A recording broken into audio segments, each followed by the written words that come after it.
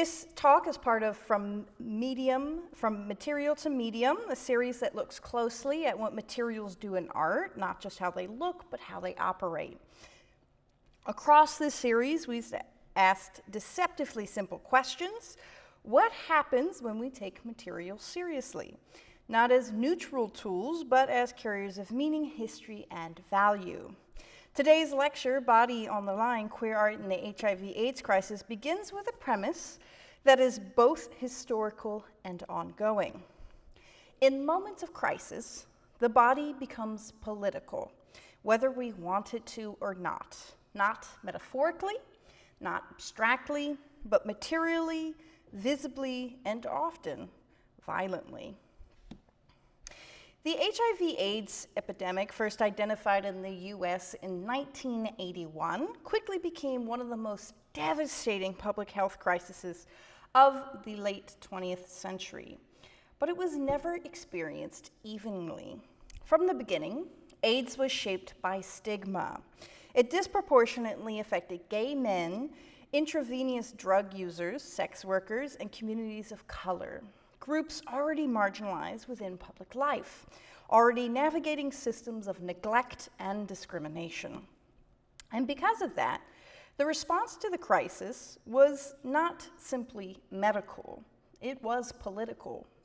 For years, the federal government failed to act with urgency. Media coverage was inconsistent and often sensationalized. Public discourse was saturated with fear, misinformation, and moral judgment.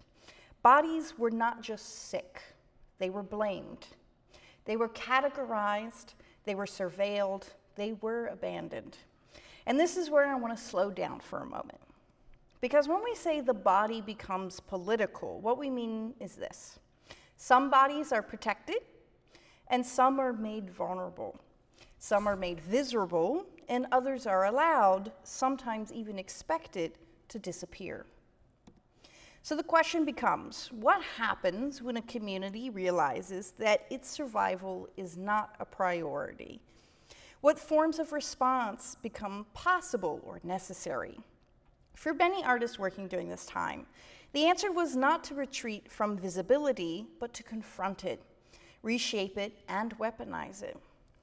Art became a way to insist, we are here, we are dying, you will see us. But the strategies for doing this were not singular. Some artists turned outwards towards mass communication, public protest, and collective action. Others turned inward toward intimacy, memory, and the slow work of mourning. And many moved between these modes, refusing the ideal that art had to choose between the personal and political. This is where the framework of this lecture and the series becomes important. From medium to meaning asks us to consider not just what art represents, but how it functions. So I want to pose a guiding question that we'll return to throughout this lecture. What can a material do in a moment of crisis? What does it mean to choose a poster instead of a painting? A photograph instead of a monument? A quilt instead of a sculpture? A pile of candy instead of a fixed object? These are not just aesthetic decisions. They're strategic, they're emotional, political, because material carries meaning. Speed matters, reproducibility matters, touch matters, and participation matters. Even time itself becomes a kind of medium. The urgency of protest, the duration of illness, the accumulation of loss, and the delay of institutional response. So as we move through this lecture, I want us to hold two things in tension. On one hand, the specificity of this historical moment, the 1980s and early 1990s, the height of the AIDS crisis. And on the other, the broader questions it raises: who is seen, who is cared for, and who is remembered? And what role can art play, not just in representing those questions, but in actively reshaping them? So today we'll look at a range of responses from the activist graphics of ACT UP, to the layered confrontational work of David Wojnarowicz, to the quiet participatory installations of Felix Gonzalez-Torres. Across these practices, we'll trace how artists navigated grief, anger, love, and survival. But more than that, we'll consider how they transformed material into meaning and in doing so, reshaped what art could do. If the introduction situates us within crisis, this section asks, what does response look like when survival is on the line? For many, the answer was not quiet mourning, but public confrontation. We turn here to the work of ACT UP. Founded in New York in 1987, ACT UP was an activist collective organized around a clear demand: action, access to treatment, acceleration of drug approval, accountability from government institutions, pharmaceutical companies, and the medical establishment. But what distinguished ACT UP was not only what they demanded, it was how they communicated those demands. They understood something crucial and critical. Visibility is not automatic. It has to be produced. And so they produced it strategically, relentlessly, and visually. Working alongside the artist collective Grand Fury, ACT UP developed a visual language that was immediate, legible, and impossible to ignore. Take silence equals death. A black background, a pink triangle, 3 words, that's it. And yet, it carries enormous weight. The pink triangle, originally used by the Nazis to mark gay men in concentration camps, is reclaimed, flipped upright, and recontextualized. What was once a symbol of persecution became a symbol of resistance. And the equation, silence equals death, is not metaphorical. It is literal. Silence from government, from media, from society, all of it contributes to death. What's striking here is how little the image does and how much it still communicates. This is design at its most efficient, and that efficiency is not aesthetic, it's strategic. Because these works were not made for galleries, they were made for the street, for subways, for phone booths, for the sides of buildings. They were wheat pasted overnight, photocopied and distributed en masse, carried in protest. So let's pause on that for a moment. Why this medium? Why posters? Why print? Well, print is fast. It's reproducible. It doesn't require institutional approval. It allows for collective authorship. Anyone can carry the image. Anyone can reproduce it. And anyone can become part of the circulation. This is what it means to think as medium as political. Now consider Kissing Doesn't Kill, Grand Fury. Modeled after commercial advertising, it features interracial and same-sex couples kissing, accompanied by the line, corporate greed, government inaction, and public indifference make AIDS a political crisis. Here, the strategy shifts slightly. Instead of stark minimalism, we see appropriation. The visual language of advertising, something familiar, even seductive, is repurposed to deliver a political message. Why? Because marketing is persuasive, because it already occupies public space and it shapes desire. Grand Fury here hijacks that language and redirects it. The result is both disarming and confrontational. It asks viewers to reconsider what they think they know about intimacy, about transmission, about who is allowed to be visible in public. And then there's Read My Lips, a direct address to political leadership, appropriating the rhetoric of George H.W. Bush to expose the gap between political speech and political action. Again, here, language is weaponized, short, direct, impossible to misinterpret. Across all these works, we begin to see a pattern. Clarity over complexity, repetition over uniqueness, and circulation over permanence. These are not values typically associated with high art, and that's the point. Act Up and Grand Fury deliberately reject the ideal that art must be singular, precious, or confined to institutional space. Instead, they embrace ephemerality, multiplicity, accessibility, because in a crisis, speed matters more than longevity. Impact matters more than authorship. And here's where mourning and militancy intersect. These works emerged from grief, from loss that is ongoing, relentless, and personal. But they refused to remain in the realm of private mourning. They transformed grief into action, into anger, into demand, and into visibility.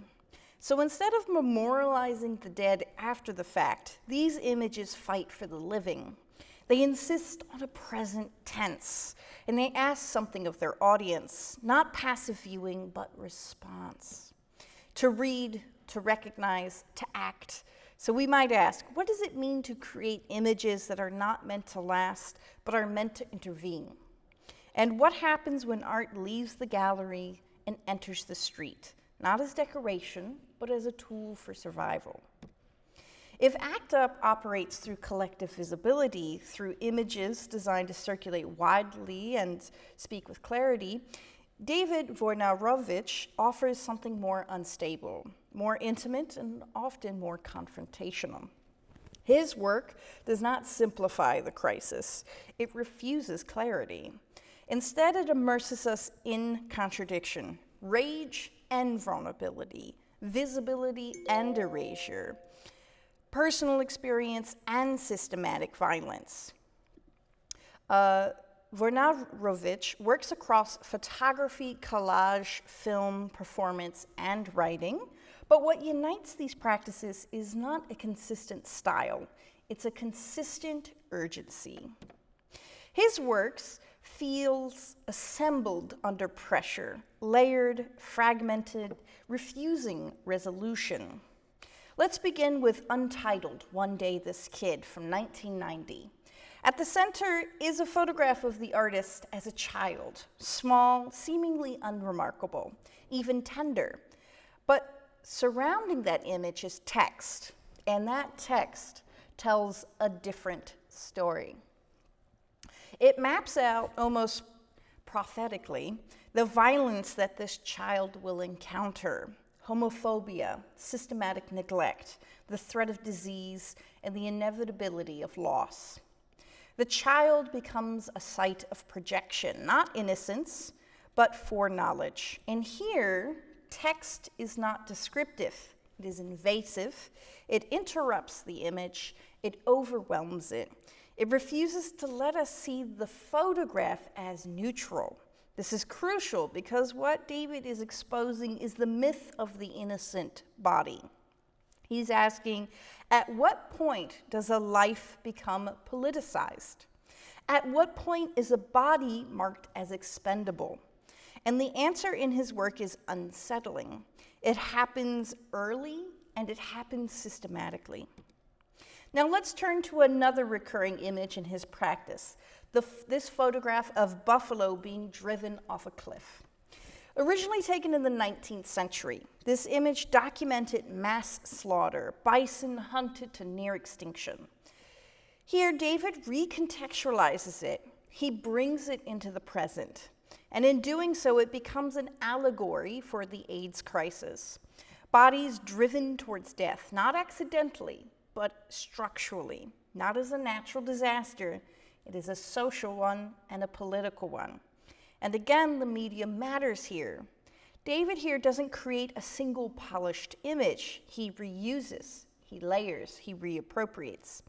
His work accumulates meaning through juxtaposition. Here we see historical imagery alongside contemporary text, personal narrative alongside collective trauma, and fragments that never fully cohere. This fragmentation is not a failure of form, it is the form. Because how do you represent a crisis that is ongoing, disorientating, or unevenly experienced? How do you create a coherent image of something that resists coherence? You don't. You let it break. And in that breaking, something else emerges. Not clarity, but intensity. This is where his writing becomes especially important. In texts like Close to the Knives, David articulates a kind of anger that is both deeply personal and politically precise. He writes about what it means to live in a society where the value of your life is conditional, where illness is moralized, where death is ignored, and where grief is privatized. And he refuses that privatization. He makes it public, but not in the way ACT UP does, with slogans and graphics. Instead, he makes it visceral, uncomfortable, at times overwhelming, and that discomfort is intentional. Because David's not trying to persuade gently, he's trying to rupture complacency, to force the viewer into a position of recognition. So we might ask, what does it mean to make work that does not seek to be easily understood? What does it mean to reject clarity, especially in a moment when visibility is so urgently needed? This is the tension his work holds. If ACT UP insists on legibility, on messages that can be quickly read and widely distributed, David insists on something else, that not all experiences can be simplified, that grief is not clean, anger is not orderly, and that representation is not enough. And here the body reappears not just as an image, but as a site of inscription, of vulnerability, of resistance. His work reminds us that the AIDS crisis was not only statistical, it was lived, felt, and embodied. It was experienced in time through the slow progression of illness, the waiting for diagnosis, the delay of treatment, and the accumulation of loss. Time here becomes another kind of material, not something abstract, but something that presents on the body itself. So as we move forward, I want to hold on to the shift from the collective to the individual, from clarity to fragmentation, and from message to experience. Because together, these approaches don't contradict each other. They expand the field of what art can do in a moment of crisis. If David gives us a language of fragmentation and fury, of accumulation, rupture, and confrontation, then the work of Felix Gonzalez-Torres moves in a different direction. Not towards clarity, but not towards chaos, but towards absence. At first glance, Gonzalez-Torres' work can seem minimal, almost understated. A pile of candy in the corner of a gallery, a stack of printed sheets, a photograph of an unmade bed installed on a billboard. There's no explicit references to AIDS, no direct image of illness, no declarative statement. And yet these works are deeply embedded in the experience of loss. So how do they operate? Let's begin with one of his most well-known works, Untitled Portrait of Ross in LA. At the start of the exhibition, a mound of brightly wrapped candy is installed. Its weight, often around 175 pounds, corresponds to the ideal body weight of Gonzalez-Torres' partner, Ross Laycock, who died of AIDS-related complications. Viewers are invited to take a piece, and they do. Slowly over the course of the exhibition, the pile diminishes. The body disappears. But here's where it becomes more complex. The work is not meant to vanish entirely. It is replenished, restored to its original weight again and again. So we're caught in a cycle of depletion and renewal, loss, continuation, absence, and presence. This is where medium becomes meaning in a profound way. Candy is not neutral. It's sweet, it's consumable, it dissolves, it invites touch, and in taking it, the viewer becomes implicated. You participate in the work's disappearance. You carry a piece of it with you. You ingest it, and thus Ross himself. This is intimacy, but it's also responsibility. The work does not simply represent loss, it distributes it. Now consider another artwork, the billboard image of an unmade bed. 2 pillows slightly indented, sheets rumpled, but not dramatically so. There are no bodies present, and yet the absence is palpable. Installed in public space, on highways and in cities, this image interrupts the visual language of advertising. Where we might expect a product, a face, a directive, we encounter something quiet, ambiguous, and deeply personal. So what does it mean to place private grief in public space without explanation, without spectacle, even without naming its context? Gonzalez-Torres trusted the viewer, us, but he also withholds. He creates a space where meaning is not fixed but felt. And this withholding is political, because in the context of the AIDS crisis, where queer bodies were often sensationalized, pathologized, or erased, refusing to show the body becomes a strategy, not invisibility as erasure, but invisibility as resistance, a refusal to be consumed in the ways the media demanded. This is where his work diverges sharply from ACT UP, even from David here in the middle, where ACT UP insists, look at this. David insists, feel this. And Gonzalez-Torres asks us something quieter, but no less urgent.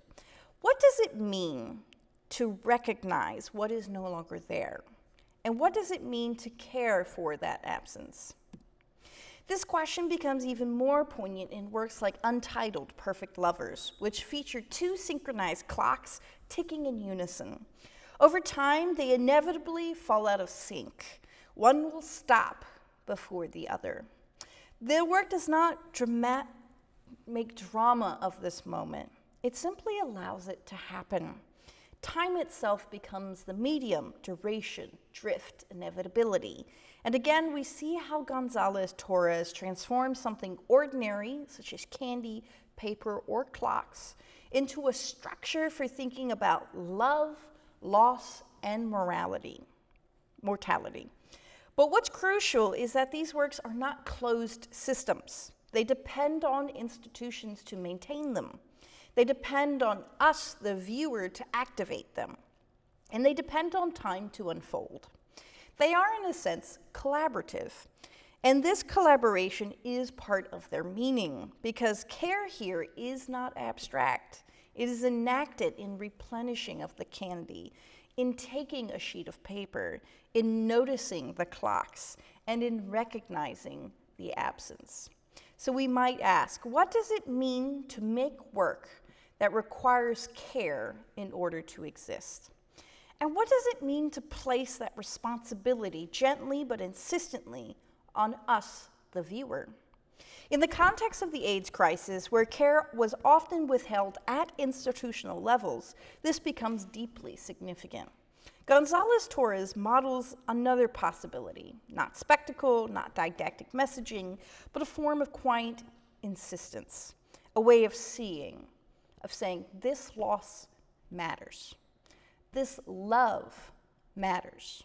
This body, even in its absence, remains. If the work of Felix Gonzalez-Torres offers a model of intimate participatory mourning, where loss is experienced quietly, almost privately, then the AIDS Memorial Quilt expands that impulse outwards, from the scale of the individual to the scale of the collective. First displayed in 1987 on the National Mall in Washington, D.C., the quilt began with a simple but profound gesture. Each panel would commemorate a person who had died of AIDS. Measuring roughly the size of a grave, about 3 by 6 feet, each panel functions as a kind of surrogate body, a stand-in, a presence where there is an absence.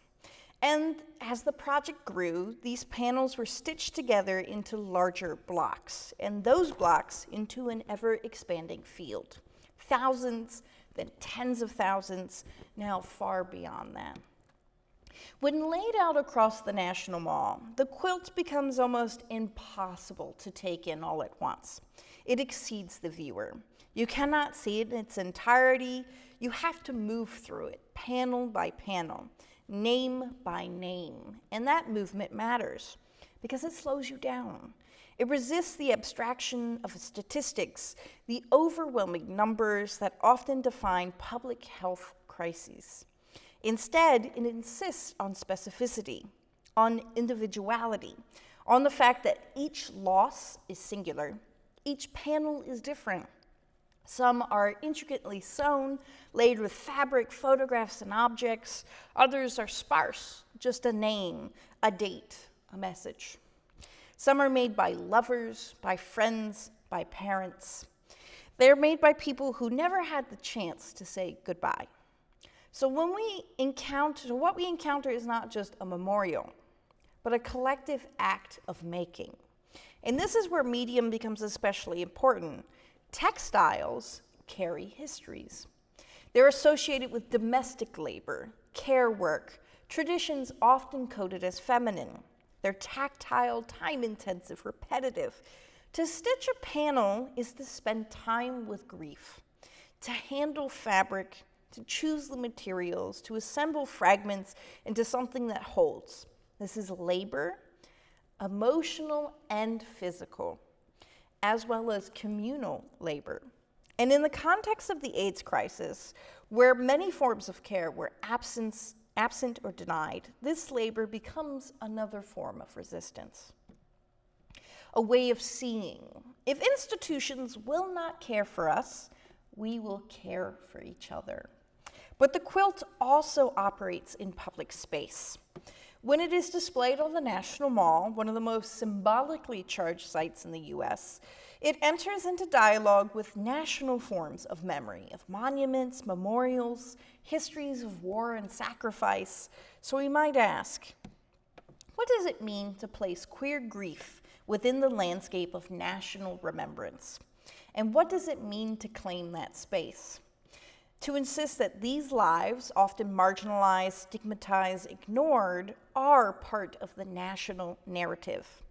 At the same time, the quilt raises more complicated questions. Because in translating deeply personal loss into a monumental form, something shifts. Grief becomes visible but also legible, organized, structured, and displayed. So we might also ask, what is gained? And what might be lost in that translation? Does the quilt humanize the epidemic, making it harder to ignore? Or does it risk smoothing over its anger, its political urgency, its uneven impact across different communities? Does it invite empathy, or does it make grief more palatable to those who were not directly affected? These are not questions with easy answers, but they are important to hold, because the quilt sits at the intersection of mourning and activism, craft and monument, intimacy and spectacle. And perhaps most importantly, it's not finished.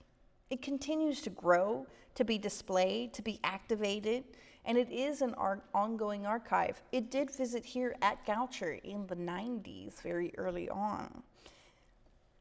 And it depends on participation, on people continuing to make, to remember, to contribute.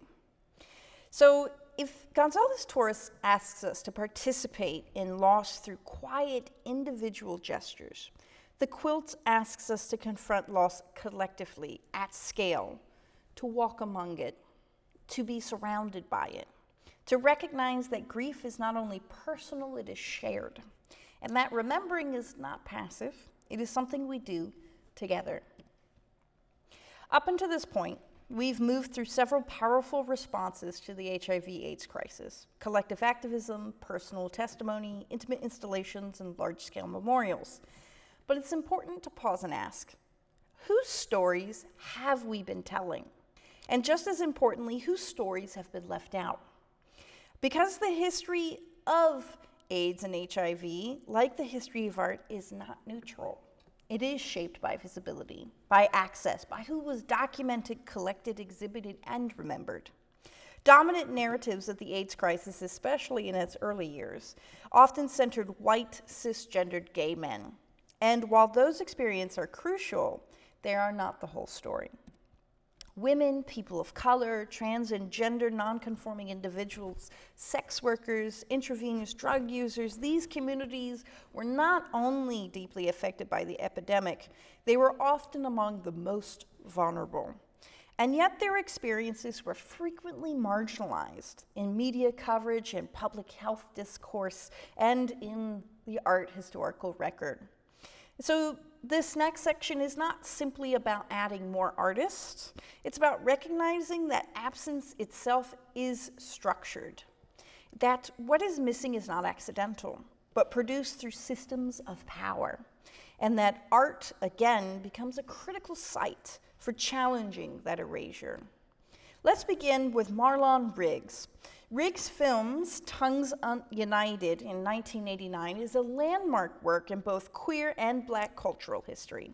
It combines documentary footage, poetry, performance, and personal testimony to articulate what it means to be Black and gay in America, at a moment when both identities were subject to intense scrutiny and exclusion. Here, medium is crucial. Film allows for voice, for sound, rhythm, and embodiment. It allows Riggs and his collaborators to speak directly, to reclaim language that's been used against them, and to build a collective presence on screen. The work resists silence, not through a single message, but through a multiplicity of voices. And in doing so, it challenges the ideal that there's a singular queer experience of the AIDS crisis. Now let's consider Kia LaBeija.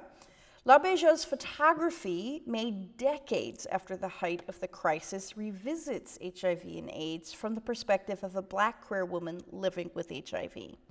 Her images are staged, saturated, and intimate. She often photographs herself, placing her own body at the center of the frame. This is important because historically, Black women with HIV have been underrepresented or misrepresented. LaBeija encounters that absence through self-representation, through control of the image, through a deliberate aesthetic that refuses pity or invisibility. Here, photography becomes a tool of authorship, a way of saying, I am not an object of study. I am the maker of my own image. We can also look to Chloe Dzobilo, whose work spans zines, performance, music, and community organizing. Dzobilo's practice is rooted in DIY culture in forms that are often ephemeral, low cost, and widely distributed. Zines in particular are a key medium. They're handmade, photocopied, circulated hand to hand. They exist outside institutional frameworks, and that's precisely the point. For communities excluded from mainstream representation, these forms become essential. They allow for rapid dissemination, personal expression, and collective exchange. Dzobilo's work foregrounds trans experience within the AIDS crisis, an experience often erased or sidelined. And again, we see how medium aligns with this message. The fragility and reproducibility of zines mirror both the precarity and resilience of the communities producing them. Across these examples, a pattern emerges. Artists are not only responding to the AIDS crisis, they're responding to their exclusion from its dominant narratives. They're creating counter-archives, alternate records, spaces where their experiences are not only visible, but central. So we might ask, what does it mean to build an archive from the margins? What does it mean to create work that may not be preserved in traditional ways, that may not enter museum collections, that may circulate informally or disappear altogether? And what are the consequences of that for how history is written? Because art history, like all history, is shaped by what survives, by what is collected, what is taught, and what is remembered. So this section asks us to reconsider not just the content of the AIDS crisis, but its historiography, how it has been told, and how it might be told differently. This also connects directly to the present. Contemporary artists and activists continue to revisit these histories, not only to honor them, but to question them, to ask what was overlooked, what was misunderstood, and what still needs to be said. In this sense, HIV and AIDS art is not a closed chapter. It is an ongoing conversation, one that requires us to remain attentive, not only to what is visible, but to what is missing.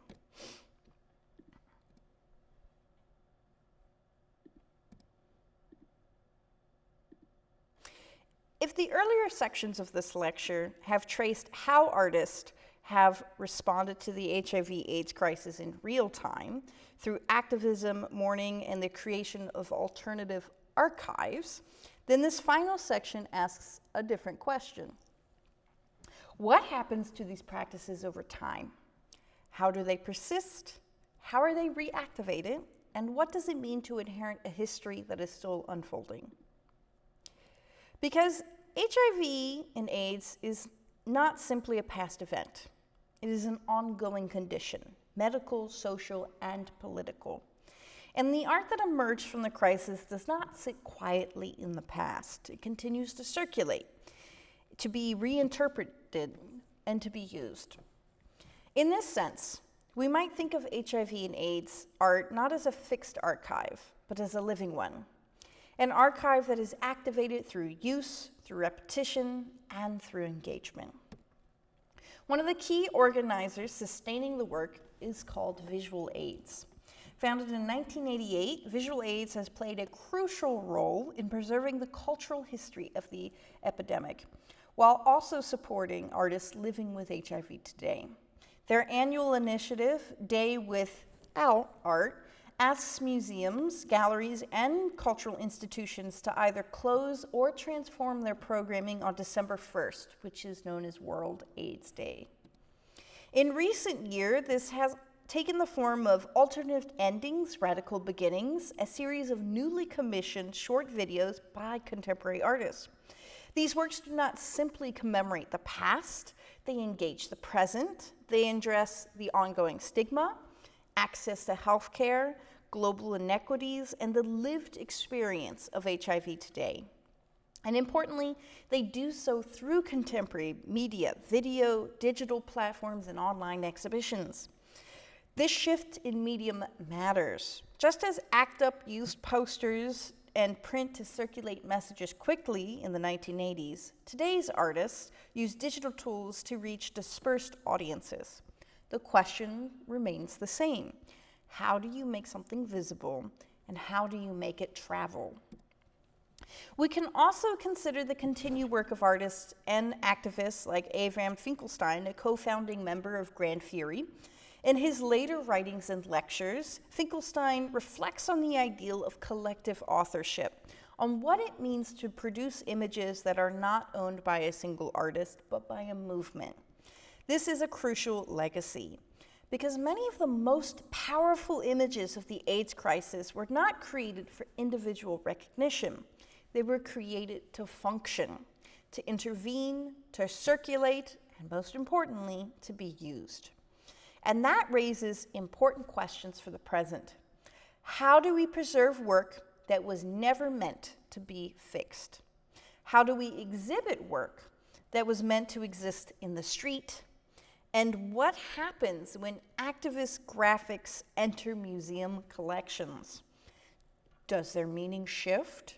Does their urgency change? Or can it be reactivated? We also see echoes of AIDS-era strategy in more recent public health crises, most notably from COVID-19. Early in the pandemic, we saw the rapid reemergence of mutual aid networks, grassroots organizing, and independently produced graphics and informational materials. Artists and activists once again turned to posters, zines, social media, and public interventions to address gaps in institutional response. This is not a coincidence, it is continuity.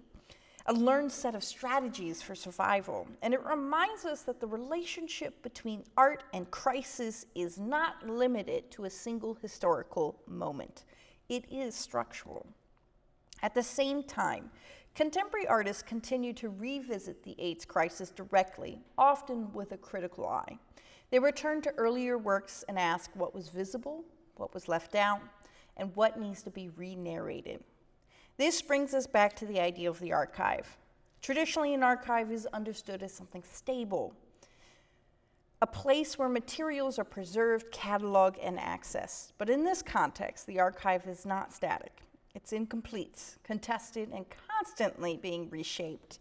It includes not only objects, but practices such as protest, care, storytelling, and remembrance. So when we say that HIV and AIDS art functions as a living archive, we mean that it requires activation. It depends on educators who teach it, institutions that exhibit it, artists who reinterpret it, and an audience, us, who engage with it. Without that activation, it risks becoming distant, historicized, but no longer urgent. So we might ask, what does it mean to inherit this archive responsibly? Not just to preserve it, but to use it, to learn from its strategies, to recognize its gaps, and to extend its reach. Because the artists we've discussed today were not only responding to their moment, they were creating tools for visibility, for resistance, and for care. And those tools are still available to us today. I want to close by returning to the body. At the beginning of this lecture, we spoke about the body as something that becomes political in moments of crisis, marked, regulated, neglected, made visible or invisible. Across the works we've looked at tonight, the body has appeared in many forms, as image, as text, as weight, as absence, and as accumulation. In the graphics of ACT UP, the body becomes the site of collective visibility, something that must be seen, named, and defended in public space. In the works of David, the body is fragmented, inscribed, and pushed to its limits, caught within systems that render it vulnerable, even disposable. In the installations of Felix, the body is both present and absent, translated into materials that disappear, that require care, and that asks us to participate in loss. And in the practices of artists working across race, gender, and identity, we've seen how the body is also a site of erasure and of reclamation. So what emerges is not a single image of the body, but a set of conditions, a set of questions. Who is seen, who is protected, and who is remembered? But also, who is cared for and how? Because if there is one thread that runs through all of this work, it is not only visibility, it is care. Care is something that is not guaranteed, not evenly distributed, not apolitical. Care is something that must be demanded, organized, practiced. And this is where the question of medium returns one last time. Because what these artists show is that care is not only an idea, it is a material. It takes form. It looks like a poster printed overnight and pasted to a wall, a photograph that refuses to let a life go unrecorded, a quilt panel stitched by hand, a pile of candy replenished again and again, or a video, a zine, or a voice speaking where there was once silence. Each of these is a gesture, but more than that, they are structures. Structures that hold memory, that transmit knowledge, that make survival possible. And this is why the statement I want to leave with you is a difficult but an important one.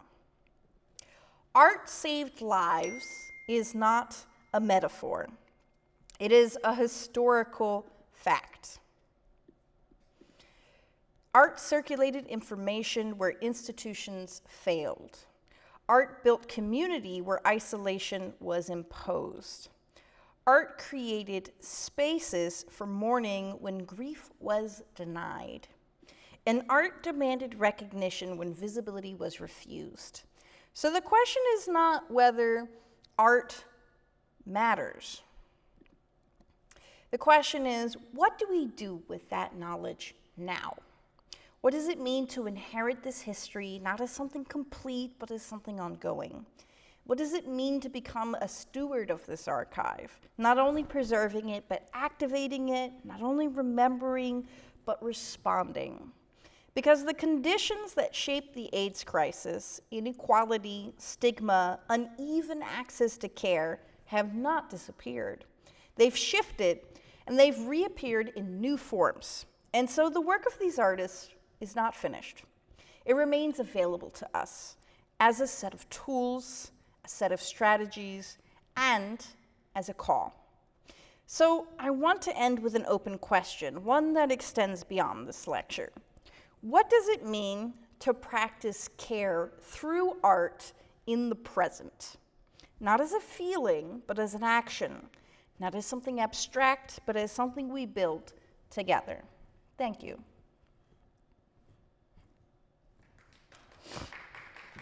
You are an excellent audience.